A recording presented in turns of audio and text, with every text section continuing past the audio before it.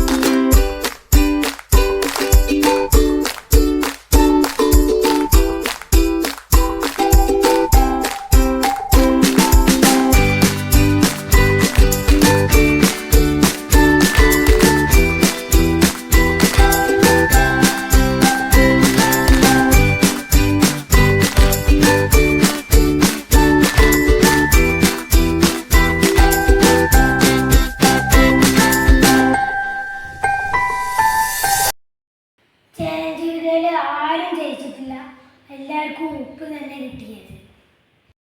എൻ്റെ വീഡിയോ കാണുന്ന എല്ലാ കൂട്ടുകാരും ലൈക്കും സബ്സ്ക്രൈബും ചെയ്യണേ, മറക്കല്ലേ.